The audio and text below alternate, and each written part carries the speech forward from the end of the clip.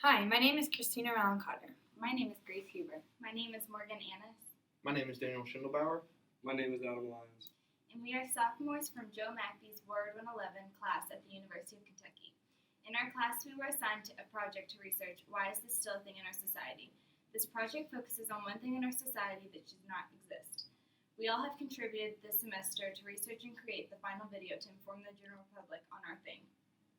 We hope you enjoy. I just start kissing them. It's like a magnet. You just kiss. I don't even wait. And when you're a star, they let you do it. You can do anything. Whatever you want. Grab them by the pussy. You can do anything. Look at those legs. All I can see is the legs. No, it looks good.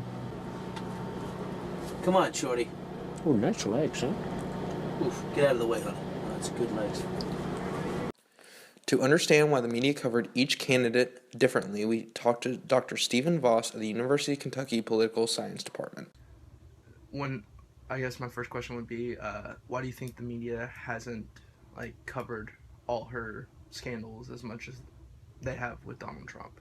Yeah, I wouldn't really say that the media has failed to cover Clinton's scandals. Certainly some things get more attention than others. The media prefers sensationalist stories.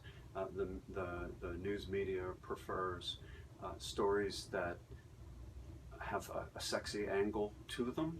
And some of Trump's scandals are a lot more newsworthy by that sensationalist sort of sexy standard. I mean, the Access Hollywood video where he brags about sexually assaulting women, basically.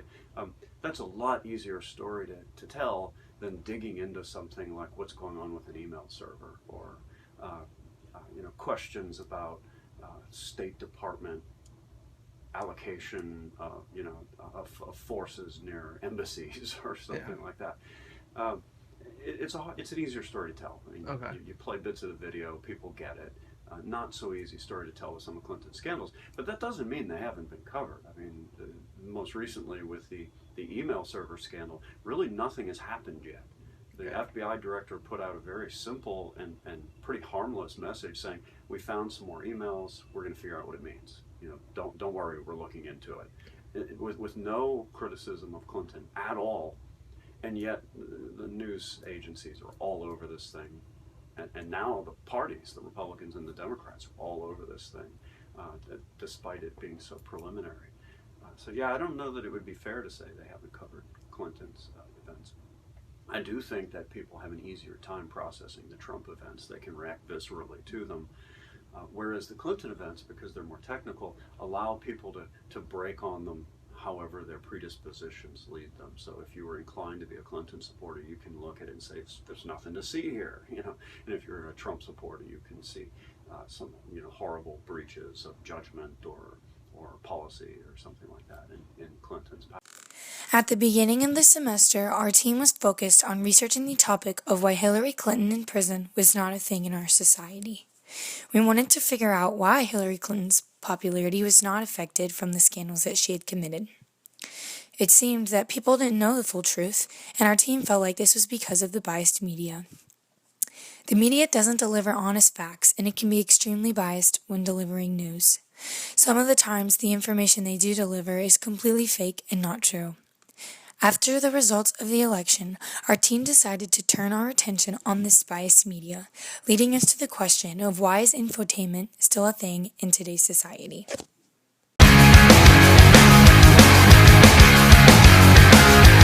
Don't wanna be an American idiot. Don't want a nation under the new media. In order to get news and information, people tend to go to biased mainstream media sources or ones that are not very reliable. Sometimes it can cause the readers to obtain heavily biased information that is not always correct. It can also cause them to form an instant opinion without knowing the full truth. Mainstream media is media that influences a large number of people that shows current trends, trails of thought, and public views. It includes major television news channels such as Fox News and CNN. It can also include social media such as Twitter and Facebook, which is a pipeline for news sources to output their information. A reliable source is an outlet that has knowledge in a particular field of interest without biases or differences of interest related to that specific topic. Using a reliable source is important because it allows people to have correct information that is based off facts and knowledge and not biased opinions. An important way that media was heavily biased was presented in this year's presidential election. It's evident that our perception of the two candidates from this year's election were greatly influenced by the media's coverage of them.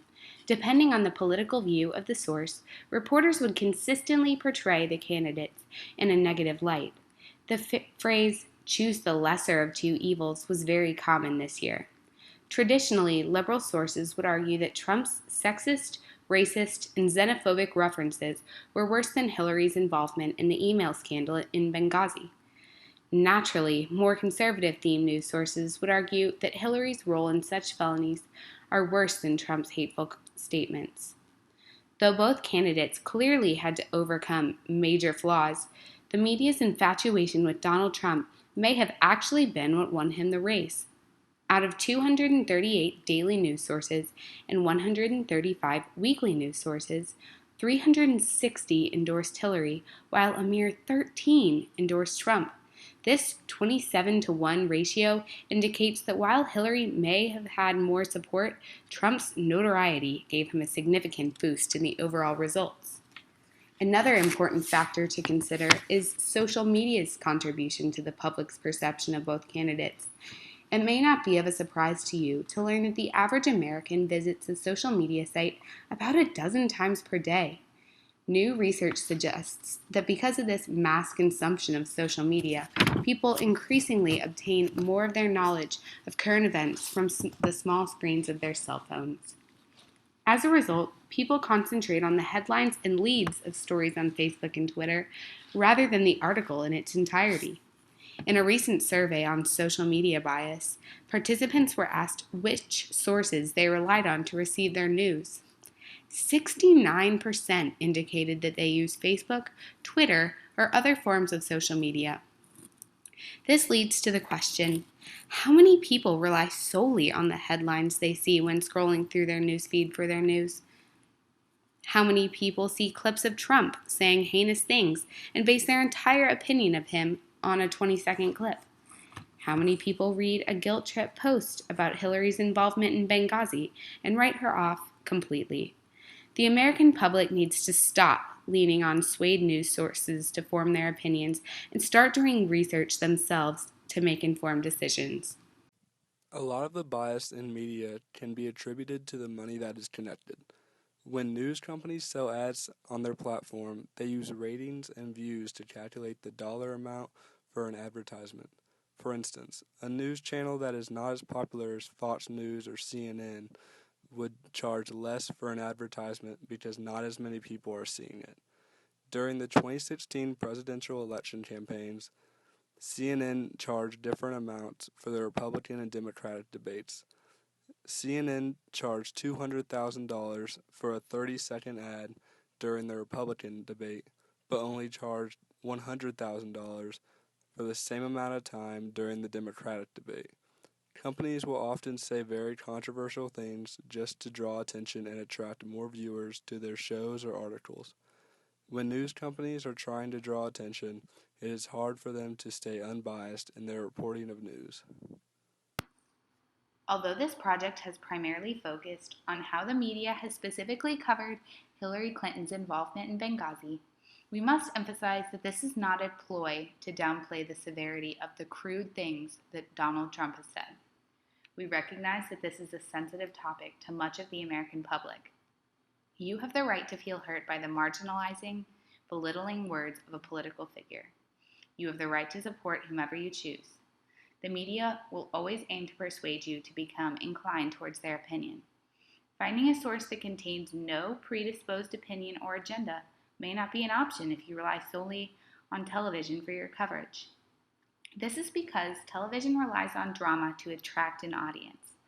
Drama is useless without the powerful use of opinion and criticism. If you would like to receive your news in the form of infotainment, we beg that you inform yourself from different viewpoints.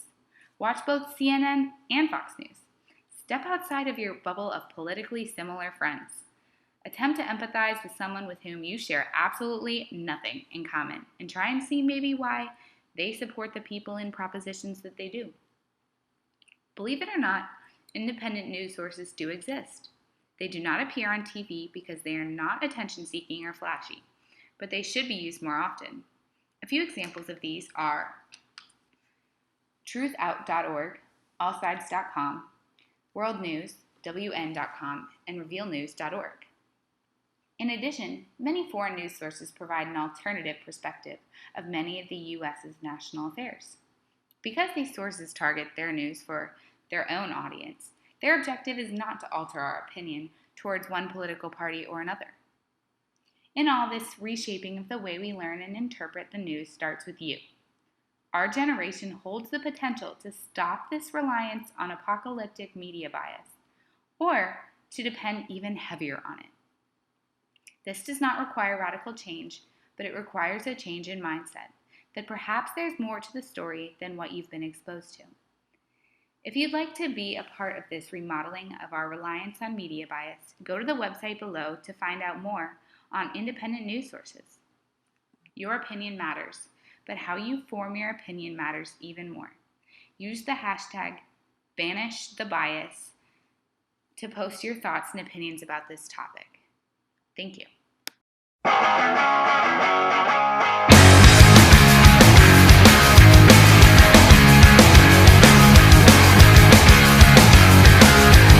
Don't wanna be an American idiot. Don't want a nation under the new media. And can you hear the sound of hysteria? The subliminal